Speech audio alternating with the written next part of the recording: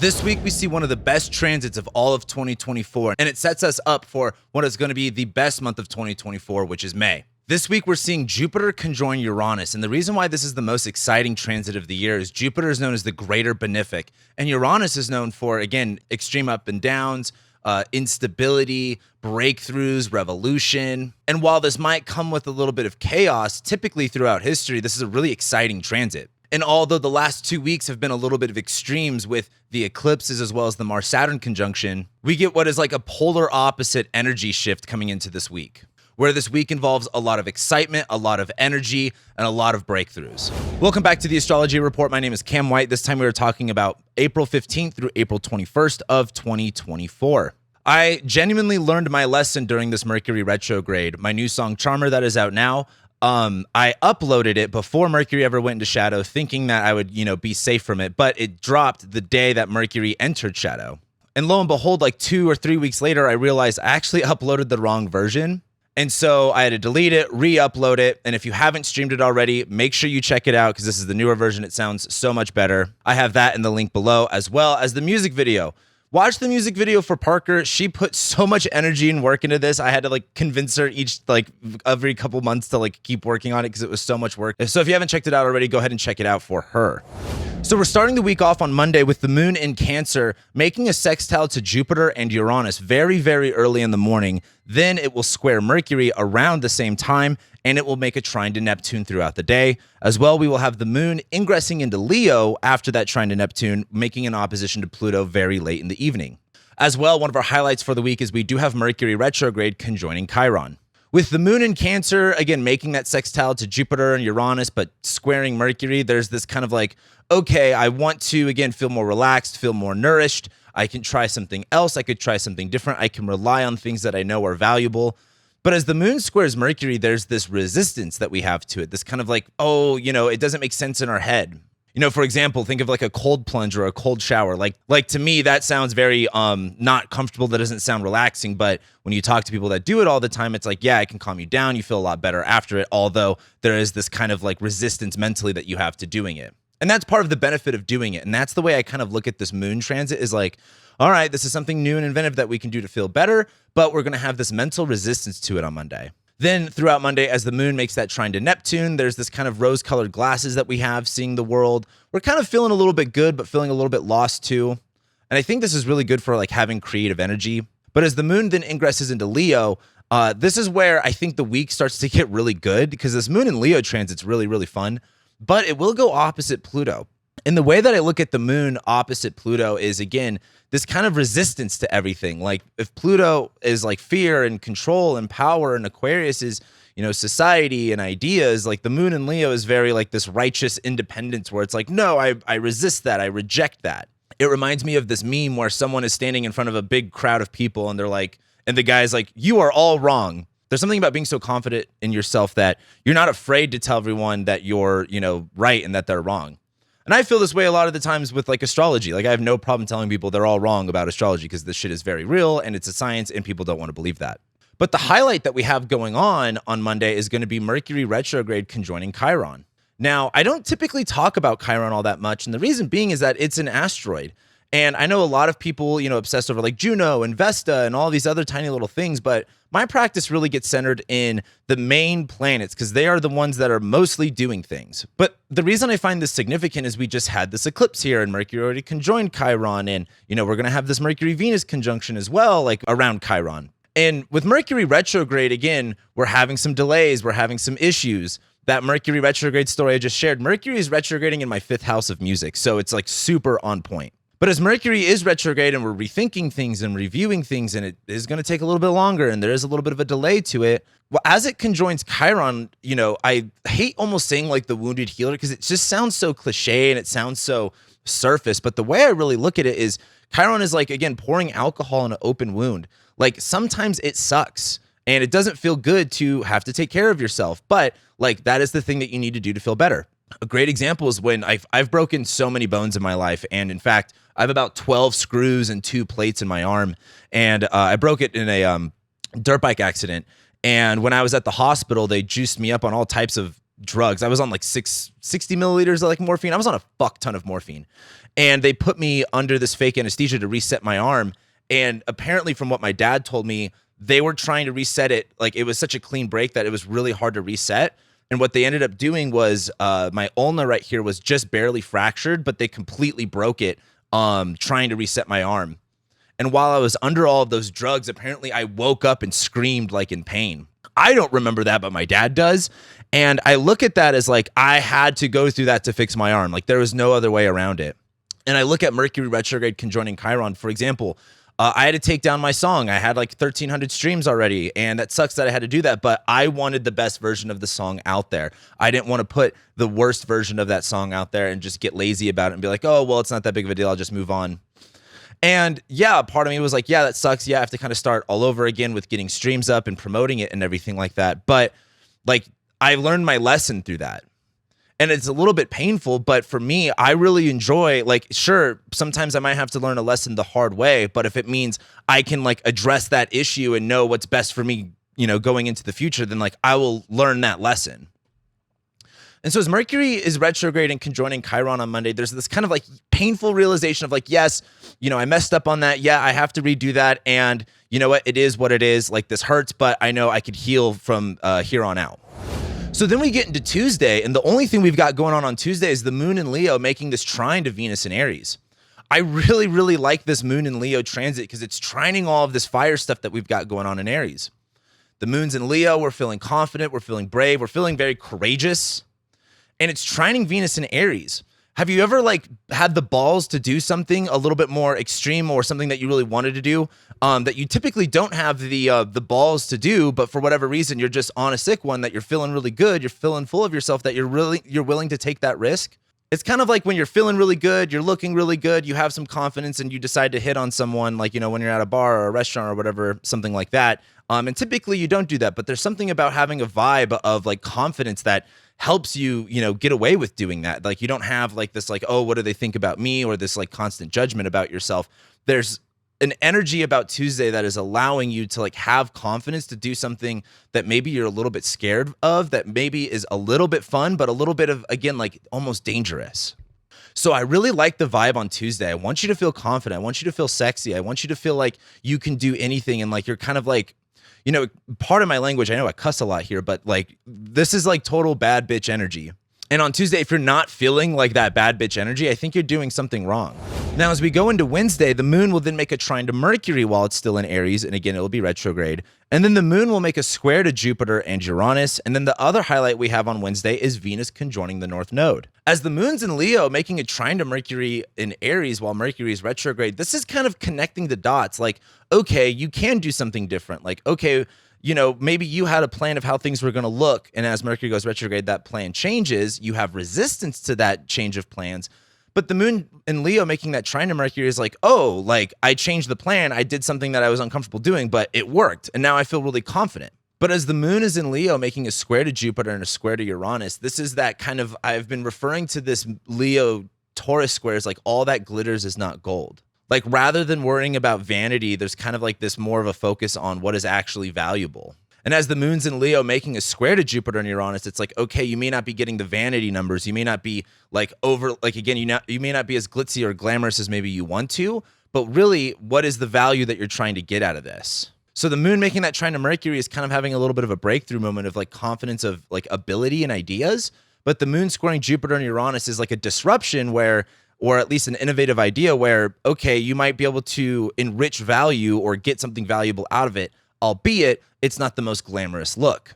And that might, you know, kind of burn your confidence a little bit, but I don't want you to think of it that way. I want you to think of it as like a learning lesson. Like, okay, you can get a lot of value out of this. For example, I bought a new truck recently. I got a little Nissan Frontier. Sure, it's not a kick-ass Ford Raptor or anything like that, but it's a super valuable truck. It's like one of the most affordable trucks on the market. There's like no issues with the transmission and the engine and things like that. And I fucking love the truck.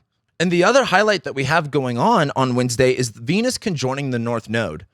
Now, there's a good and a bad part to this. The bad part is there's this impulsiveness about it. There's this desire impulsiveness. And Venus is like, you know, luxury goods and sweets and treats. And as it's in detriment Aries, it's like we want all these things that may be bad for us. And the North Node is like hyper consumption. It's just this hungry and desire, like it just has all this desire that, can't like this hunger that can't be like nourished in any way. And so I think the bad part about Venus conjoining the North Node is having this overwhelming desire and this overwhelming hunger to pursue something that no matter how much you eat of it, it's not going to fill you up.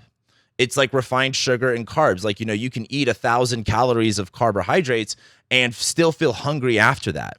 And what I would recommend with Venus conjoining the North Node is like, at least just catch yourself doing that. Like, okay, where do I have this desire for a hunger that can never be satisfied? And rather than trying to take your whole life in a way that is like, all right, like, let me, try to, satisfy this hunger that I know won't ever be satisfied. Just catch yourself in that moment and ask, what is a better way to handle this? But a good way I look at Venus conjoining the North Node is that there is this kind of like, all right, what is fun? What is pleasurable? How can we take that up a notch? Again, I want you to do things that are actually good for you. Jupiter is in the sign of Venus. Uranus is in the sign of Venus. So Venus is kind of having a little bit of dictation over what Jupiter and Uranus is up to. And as Venus conjoins the North Node, there's this kind of, again, like wanting to push the big red button. And so I want you to have fun with it. I want you to satisfy some desires, but just what desires are you satisfying? Are they ones that you genuinely value? Are they ones that you actually want? Or are they like old past desires that don't actually fulfill you or that you gain anything out of it? And I think that's going to be actually really hard to address. We might think we want something, but does that desire that we have lead us down the path that we want to go down, or is it just straying us from the path? And this is a big lesson I'm learning right now where it's like, I have all of these things that I do every single day. Like I have my habits, my routines, and then other things that I do. And there's things that I catch myself doing and I look at myself like, why am I doing this? And does this even help me go down the path that I want to go down? And it's really hard to take accountability like that. But I want you to look at Venus conjoining the North Node as like, are you actually pursuing the thing that you want? Are you pursuing your actual desires and your dreams? Or are you just like wanting to consume and wanting to like, feel comfortable and wanting to, have pleasure? And then we get to Thursday and the moon, while it's still in Leo, is going to make a trine to the sun. Now, I typically don't talk about luminary aspects besides like a full moon or a new moon. But what I like about this is like the sun is in Aries, it's exalted. The moon is in Leo, ruled by the sun. There's a lot of good like solar, like empowerment energy here. Like, again, I can't emphasize enough that this moon in Leo transit is looking really good. It's looking really satisfying. Like there's just like, bleeding out confidence and just exuberating like this energy of vitality and life force. And so as the moon trines the sun, like I really want you to kind of soak it up here on Thursday of like, okay, like you have a lot of confidence in this moment. Maybe you don't think so, but I want you to tap into that confidence and remember this moment, because there will be times throughout the future where you don't have that confidence. And I want you to look back of like, hey, I had this feeling before. I know what it feels like to have this confidence and this energy and this drive. Tap into that. Remember it. Lock it in your bank here in the back of your mind so you can use that going forward. And you could say, okay, I felt that way before. How can I bring up those feelings again when I actually need them? And then on Thursday, after the moon makes that trine to the sun, the moon will then be in Virgo. And realistically, the moon will just be loosely applying to Saturn for like the rest of the day, but we won't get that until Friday. And the moon being in Virgo is, again, like our emotions, our body, what we're comfortable with, what's going to, again, like feed us. It's in the sign of organization, of detail, of small things. And so there is this kind of like overdoing the, anxiety, like having to have everything very particular. And that can be good in some instances. And especially like on Thursday, I just think the moon in Virgo energy is feeling more organized and feeling more detailed. And overall, I think that's good for Thursday. But as we get into Friday, the moon being in Virgo will make this opposition to Saturn. We'll talk about that. And we have three major highlights on Thursday. That's going to be Mercury being retrograde conjoining Venus. This one's really important. We have the sun ingressing into Taurus. We like that. And then Mars will make a sextile to Jupiter and Uranus. And that kind of kicks us off for the Jupiter-Uranus conjunction. Now, as the moon's in Virgo opposite Saturn, this is the time where you need to like be aware of when is it okay to stop. Like if the moon in Virgo is like research and trying to have clarity and understanding and organizing things, the moon going opposite Saturn is like, hey, you're hitting a threshold, you're hitting a boundary, whether that's, it's 1 a.m. and you're researching stuff on Wikipedia and it's just like, all right, no, I need to go to bed. Or again, you're organized. Like if you're someone like me, I do this all the time where I want to organize something and then I look up like stuff to buy like from the Container Store or Amazon. I'm like, oh, how can I do this? And then it's like, okay, I don't need to make this impulsive purchase right now to like, fill this need that I have at this moment. And so the moon going opposite Saturn is like, I really want you to kind of check in and be like, all right, when do I need to just put a pause on this? Because there's only so much I can do right here, right now. But the first highlight that we have going on Friday is Mercury being retrograde conjoining Venus. Now, why I like this is that this is like re-understanding desire and fun and pleasure and what we really want. Like I said before, Mercury being retrograde is delays, it is changes, it is a slowdown. But as it's conjoining Venus, and Venus is, again, what we want and what is pleasurable and what is fun, and it's in Aries, like it's kind of like, I want this thing, give me this toy right now. I feel like Mercury retrograde conjoining Venus is re-understanding what we actually want. And that's so important because when you look at the big picture here, we have Jupiter, the planet of belief, the planet of like spirituality, the planet of like, again, like bigger picture things in the sign of Taurus, in the sign of value, and it's conjoining Uranus. We have an opportunity for a breakthrough realization. We have an opportunity to really like, again, kind of strike gold in this area. And Venus is in detriment in Aries, where it's like, again, we're really wanting to like have something that maybe we shouldn't have, or again, we have this impulsiveness about us. Mercury retrograde conjoining Venus is kind of like a reality check of like, do you actually want the thing that you want? Like, do you actually want that? And are the actions that you're taking lining up with that? Or do you want something that you think that you want and you're doing all these actions to line up with that? Really ask yourself, what do you want? Do you really want the glitzy, glamorous thing? Or like, let's get real. Like, what do you actually want in life? And are you taking the action steps necessary to get what you want? And this is a hard thing of like accountability of like, okay, like, let's look back. You said you want this, but what actions did you take there? What beliefs did you have that got you to where you're at right now? And I really think on Friday with Mercury retrograde conjoining Venus is a reality check of like, okay, what is it that I truly, genuinely want? And Mercury being retrograde in the sign of Aries, the sign of action, is like, literally, did I take the path to get there? The sun also ingresses into Taurus on Friday, which I actually love because, again, May is this really awesome month, and I'm really, really excited about May. And it's all of this Taurus energy. It's all this like basking in the goodness. The sun is about our vitality, our energy, and it's in a fixed sign where there's this like stability. And think about Taurus season. Everything is growing. Everything is blossoming. The weather's getting better. Everyone's going out for brunch and picnics and things like that. And so the sun in Taurus is like this fixation. It's like, all right, whatever you popped up in Aries, whatever you got excited for in Aries, now you get to kind of chill with for a little while.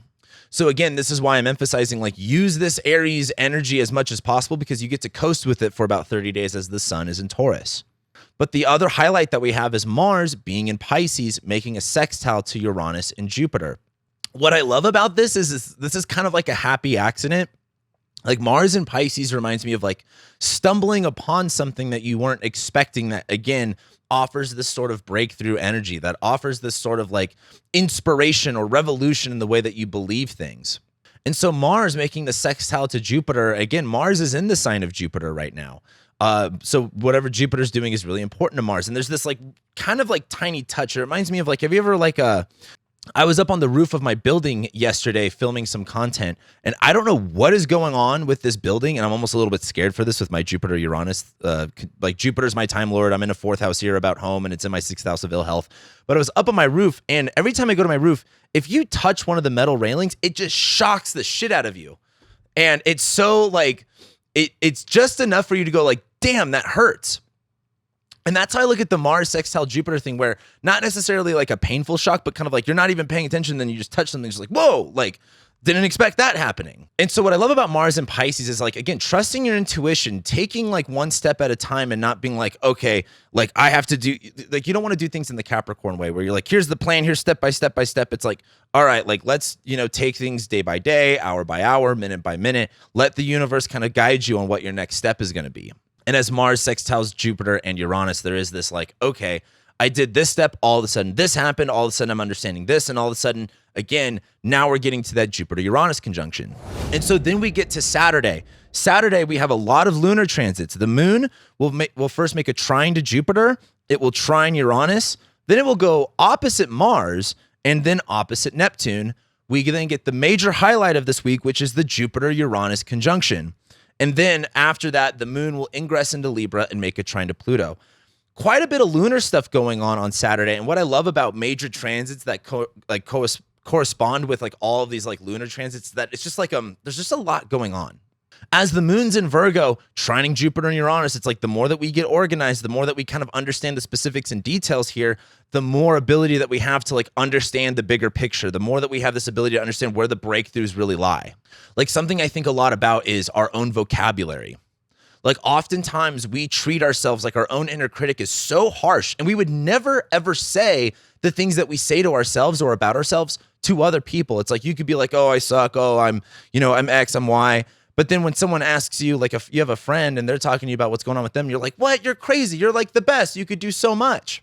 And the moon in Virgo is like, I think a really excellent opportunity to be like, yeah, why do you talk like that? Why is your inner dialogue like that? Does that even help you?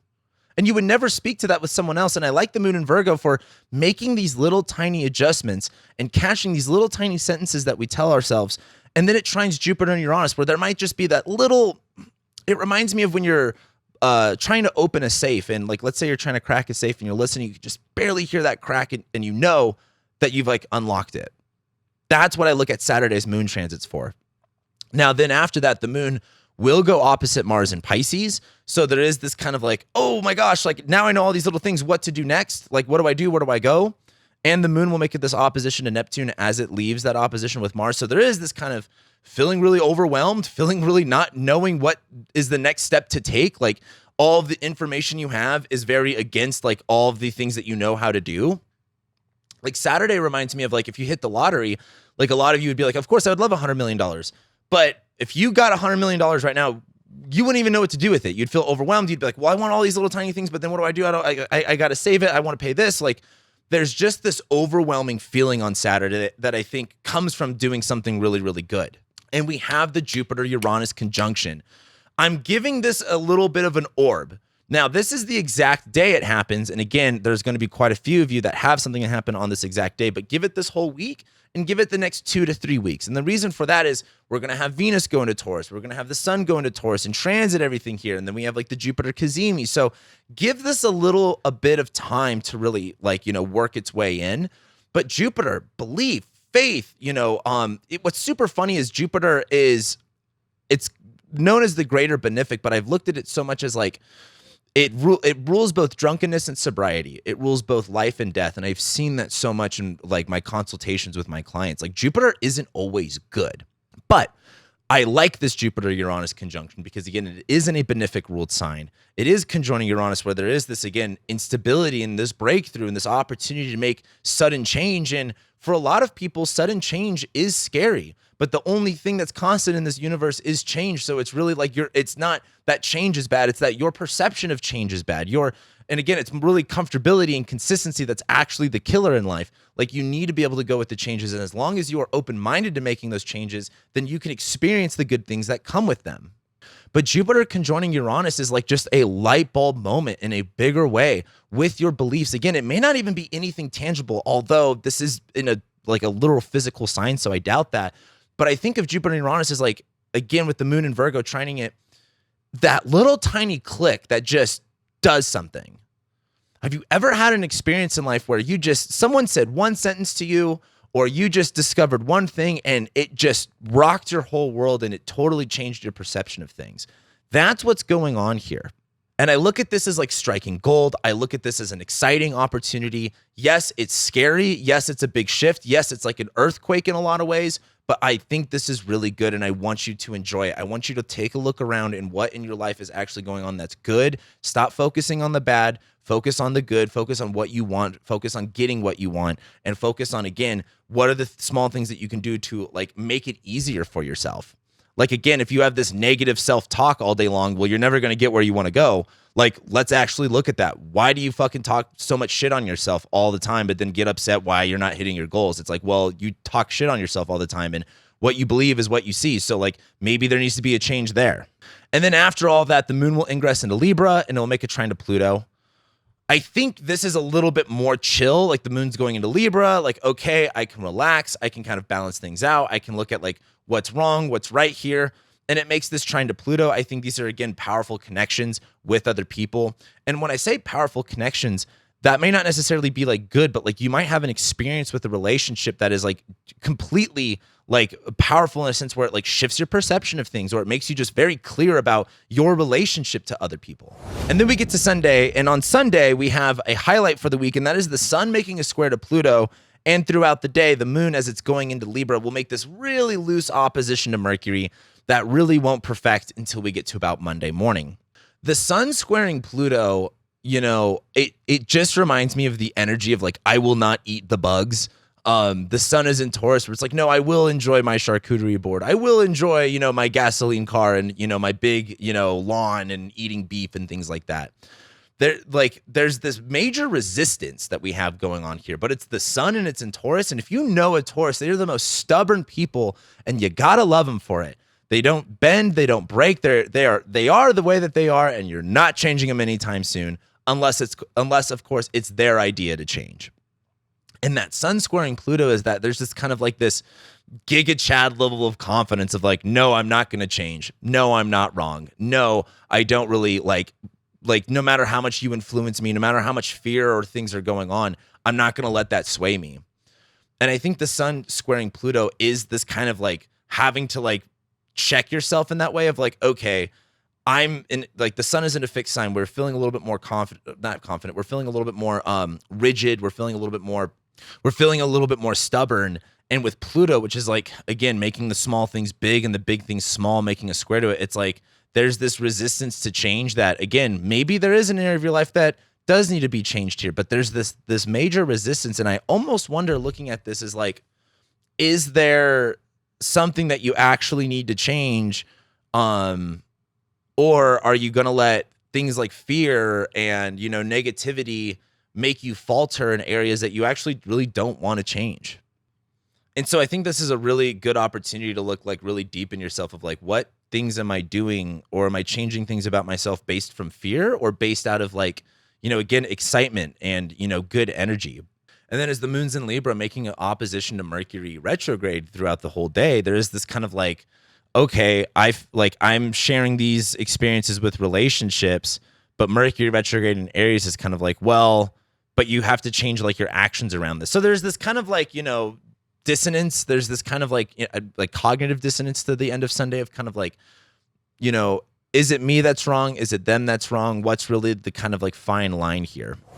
And that's this week. Next week, we have the full moon in Scorpio. This is our first lunation in Scorpio, not being an eclipse. I think this is really exciting just for that alone.